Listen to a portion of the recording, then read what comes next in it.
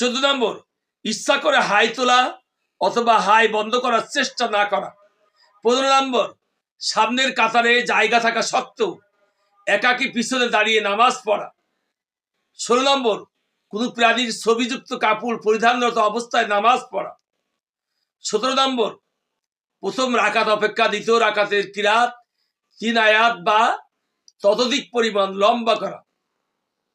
18 নম্বর, ইমামের পক্ষে একাকী কোনো উঁচু স্থানে দাঁড়ানো, তবে 1 বিঘত পরিমাণ পর্যন্ত উঁচুতে দাঁড়ালে কোনো ক্ষতি নেই।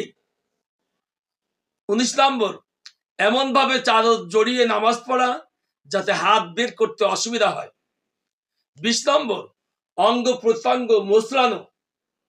21 নম্বর, টুপি, পাগড়ি অথবা রুমালের ভাঁজে সিজদা করা, অথবা এগুলো পরিধান করার পর সিজদার জন্য জায়গা খোলা রাখতে হবে। 22 নম্বর, কোন নামাজে বিশেষ সূরা নির্দিষ্ট করে সবসময় সেটা পড়া। এই জন্য এটা করা যাবে না, আমাদেরকে খেয়াল রাখতে হবে সম্মানিত উপস্থিতি, যাতে করে আপনার এই কাজটা না হয় যে আপনি বিশেষ কোন সূরা রেগুলার আপনি পড়তে থাকেন, এটা পড়া যাবে না।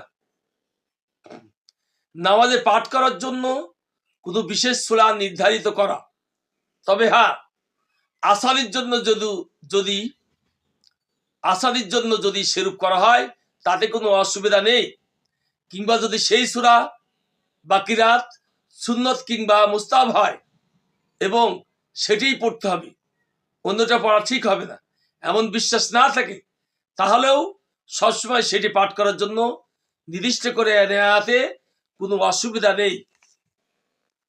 সম্মানিত উপস্থিতি, কোরআনের 23 নম্বর, কোরআনের তারতিবের বিপরীত কোরআন পাঠ করা, অর্থাৎ পবিত্র কোরআনের সূরাগুলো যে তারতিবে যে পর্যায়ক্রমে লেখা হয়েছে এর ব্যতিক্রম পাঠ করা। 24 নম্বর, পেশাব পায়খানার জোর অনুভূতি হওয়া সত্ত্বেও সে অবস্থায় নামাজ পড়া। 25 নম্বর, খুব ক্ষুধা অনুভব হলে এবং খাবার তৈরি থাকলে না খেয়ে নামাজ পড়া। 26 নম্বর, নামাজরত অবস্থায় ছাড় পোকা, মাছি ও পিঁপড়া মারা, তবে ছাড় পোকা অথবা পিঁপড়ায় কামড় দিলে তা ধরে ছেড়ে বা সরিয়ে দেওয়া যায়, কামড় না দিলে ধরাও মাকরুহ। 27 নম্বর, কোনই পর্যন্ত জামা ইত্যাদির হাতা গুটিয়ে নামাজ পড়া মাকরুহ। জামা যদি এমনিতেই হাতা কাটা হয়, যেমন শার্ট, তাহলে তা পরিধান করে নামাজ পড়া খেলাফে আওলা বা অনুত্তম, যা করা মোটেও ঠিক নয়। এই জন্য আসুন আমরা খালি ভঙ্গ দেয় আমরা মাকরুহগুলোকেও লক্ষ্য করব।